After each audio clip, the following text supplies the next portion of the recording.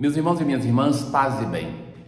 Acostumados nós estamos a ouvir o anúncio do querigma feito por Pedro.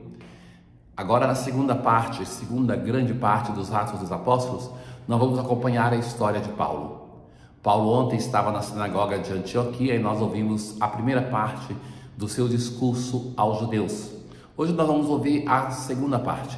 Vamos entrar então no discurso do anúncio querigmático que faz Paulo aos judeus, buscando mostrar que aquilo que foi prometido aos pais do passado se realizou em nosso Senhor Jesus Cristo. Ele se baseia então no Antigo Testamento para anunciar Jesus Cristo como Salvador. E no Evangelho de hoje, Jesus continua o seu discurso, aquele que ele começou depois do lava-pés, e que é a parte onde o Senhor Jesus vai buscar formar propriamente os seus discípulos, não falando mais para as multidões anônimas, mas para um grupo concreto. Ouçamos. Na antífona de entrada de hoje, vós nos resgatastes, Senhor, pelo vosso sangue, de todas as raças, línguas, povos e nações, e fizeste de nós um reino e sacerdotes para o nosso Deus. Aleluia. Dos Atos dos Apóstolos, a primeira leitura. Paulo continua na sinagoga de Pisídia e vai dizer: irmãos, descendentes de Abraão, e vós todos que temeis a Deus, a nós foi enviada esta mensagem de salvação. Paulo tem consciência que deve se dirigir primeiramente aos filhos de Israel, mas não somente a eles, vai dizer assim, todas as outras pessoas que ali estão escutando. Os habitantes de Jerusalém e seus chefes não reconheceram a Jesus e, ao condenaram, cumpriram as profecias. De fato, o próprio Jesus vai falar, interpretando o Antigo Testamento, que no mistério pascal se cumpre as profecias que se falava do Messias. Então, Paulo reafirma isso. E aqui, então, vai dizer que, ainda que não encontrassem motivo para condená-lo, vão pedir a Pilatos para levar Jesus à condenação, para que Jesus fosse morto. Depois de realizarem tudo o que a Escritura dizia a respeito, colocaram-no no túmulo, mas Deus o ressuscitou. Coincide então com a pregação de Pedro, porque Pedro vai dizer: vós o matastes, mas Deus o ressuscitou. Paulo também vai dizer: Pedro ainda vai aliviar muitas vezes a culpabilidade do povo de Israel, que vai dizer por ignorância, visto por aqueles que o acompanharam desde a Galileia. Fala das aparições de Jesus, que Jesus depois de morto foi visto por aqueles que o acompanharam. Agora eles são testemunhas de Jesus diante do povo. Por isso, nós vos anunciamos este evangelho. E evangelho quer dizer boa nova. Nós vos anunciamos esta boa nova, que Jesus foi injustamente condenado à morte, foi abandonado pelos seus, mas Deus o ressuscitou, e que muitos o viram depois da ressurreição e que se tornaram testemunhas do ressuscitado.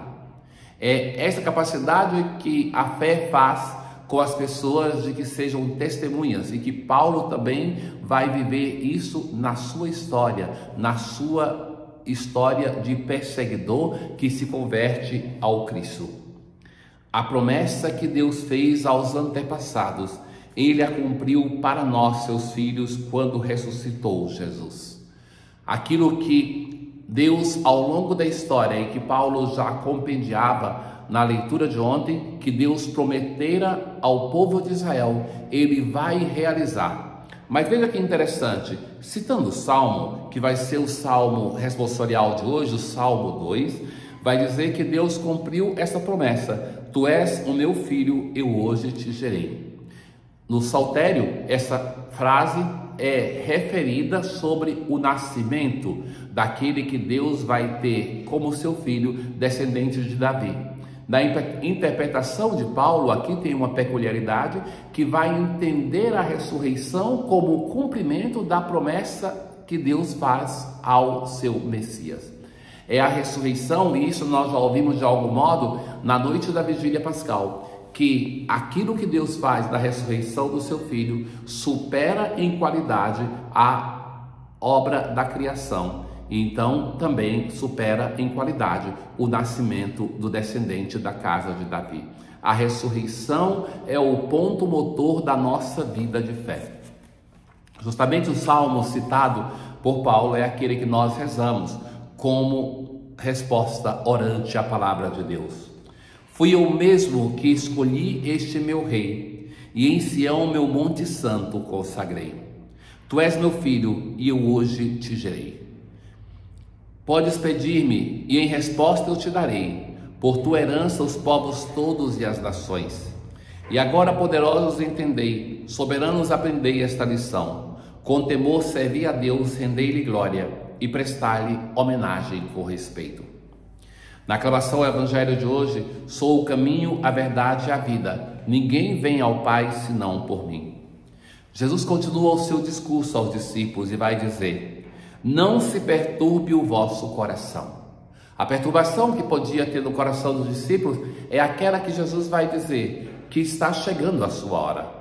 O discurso de Jesus que vai em direção a uma partida, a uma morte anunciada, que também seguirá a ressurreição. Não se perturbe o vosso coração. Tendes fé em Deus, tende fé em mim também.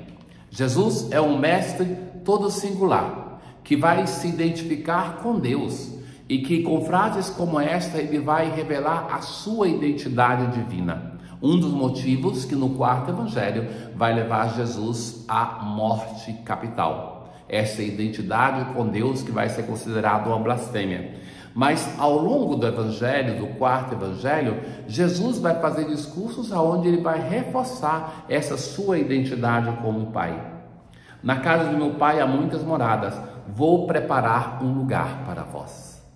O Senhor anuncia a sua partida para a casa do Pai, mas deixa claro que vai para lá para preparar um lugar para aqueles discípulos de então e para cada um de nós. É Ele, o Senhor, que volta para a casa do Pai. E em lá entrando, não é o único a ressuscitar, mas é primícia daqueles que ressuscitarão. Assim, na ressurreição de Jesus, nós temos uma certeza de que nós também seremos chamados a uma vida nova. Ora, Jesus é o primeiro a ressuscitar. Então, ele já dá uma esperança, uma resposta para aqueles que morreram antes dele. Não é assim que no sábado santo a liturgia canta que ele desceu à mansão dos mortos? Ele foi para salvar desde Adão até todos os outros. Então, se isso ele faz para aqueles que não o conheceram anteriormente, muito mais ele pode fazer por cada um de nós. A morte não é o fim, mas o começo de uma nova vida. Voltarei e vos levarei. E para onde eu vou, vós conheceis o caminho. Tomé vai dizer: Senhor, nós não sabemos para onde vais, como podemos conhecer o caminho? Jesus responde: eu sou o caminho, a verdade e a vida. Que espécie de verdade é Jesus? Jesus não é uma verdade grega, que é a adequação da coisa ao intelecto, ou do intelecto à coisa. Mas também Jesus não é somente uma verdade moral. Jesus é a verdade por excelência, aquela que deve ser buscada, que dá sentido à nossa vida, que dá sentido também ao nosso comportamento moral. Mas não é só o comportamento moral, é um encontro de essência. A verdade que é Jesus é uma verdade plena, que dá sentido a todas as dimensões da nossa vida. Mas Jesus também se apresenta como o caminho. Ele é o único caminho possível de percorrer para chegar até o Pai. Quem o vê, vê o Pai. Mas também ele é aquele que veio para dar vida em plenitude, vida em abundância. Na nossa vida está as centelhas da vida de Deus. Mas é somente Ele, a vida, que pode dar sentido pleno à nossa vida. Ele é o caminho, a verdade e a vida. Ninguém vai ao Pai senão por mim. Não existe um outro nome pelo qual nós possamos ser salvos. Na oração de hoje, Deus, a quem devemos a liberdade e a salvação, fazei que possamos viver por vossa graça e encontrar em vós a felicidade eterna, pois nos remistes com o sangue do vosso Filho. Tenham todos um bom dia. O Senhor esteja convosco, Ele está no meio de nós. Abençoe-vos, o Deus Todo-Poderoso, Pai, o Filho e o Espírito Santo. Paz.